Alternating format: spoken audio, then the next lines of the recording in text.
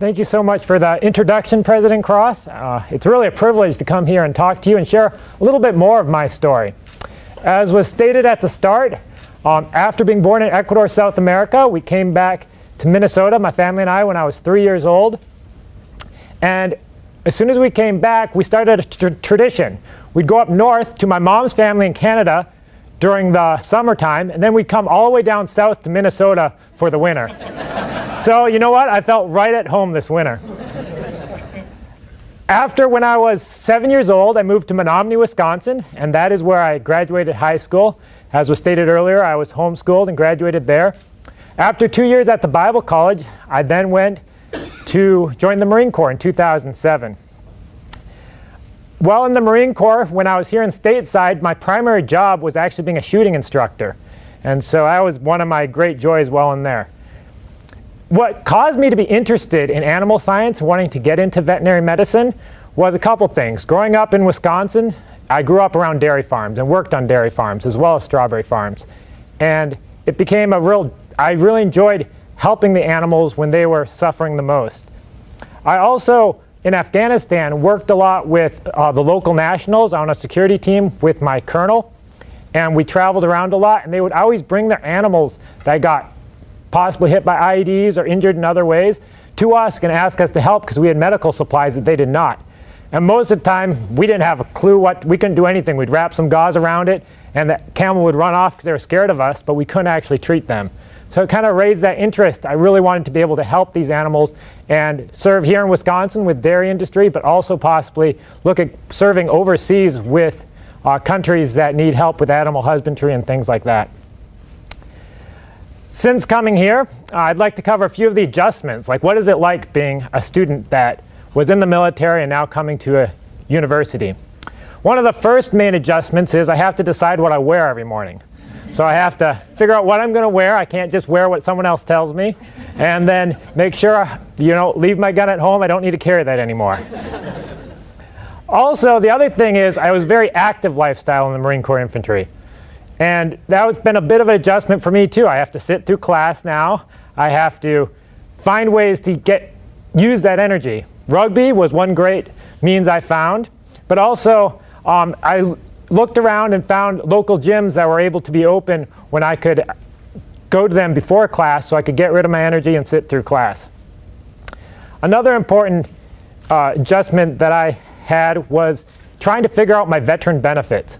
That's a huge issue. They're great benefits we have here in Wisconsin and from the national government.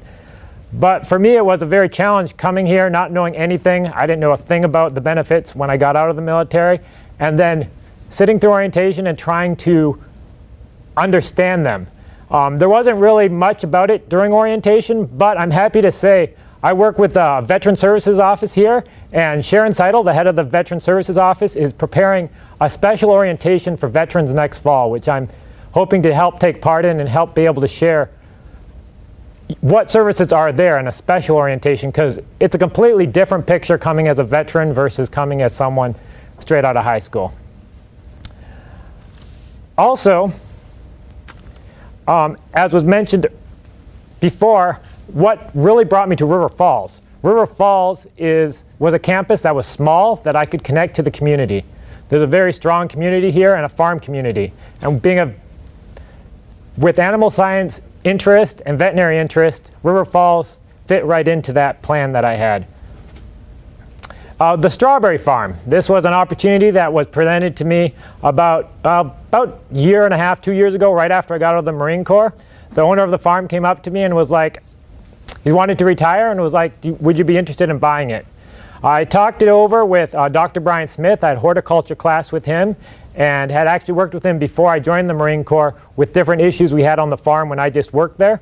And he was able to help me decide on, properly pricing the assets I was buying, as well as looking at new varieties, including one that I'm planting next year, that will help the overall production of the farm. The farm itself is 10 acres. I have 10 acres of strawberries that we'll be producing next year, and it's 40 acres in total, but only 10 acres of strawberries producing. And so it's a challenge sometimes balancing work, school, but what I find is I basically bought myself a summer job. Strawberries sleep all winter, and then spring comes out, actually this Saturday, I'll be out there raking off the straw and getting them ready to produce. And that's kind of looking on to my future goals. As was mentioned by President Cross, I would appreciate, or I'm looking forward to applying to UW-Madison.